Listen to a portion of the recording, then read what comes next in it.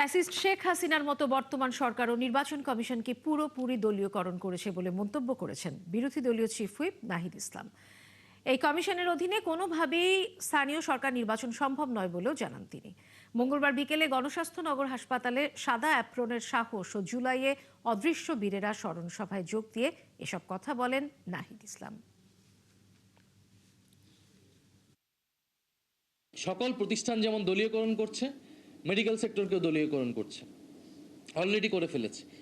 কারণ দলীয়করণ করলে তার দুর্নীতি করতে সুযোগ সুবিধা হয় এবং মানুষ যে সুযোগ সুবিধাটা পাচ্ছে না সেটার বিরুদ্ধে যে কথা বলে বা ডাক্তাররা কথা বলে সেই কথাগুলো বন্ধ করে দেওয়া হয়।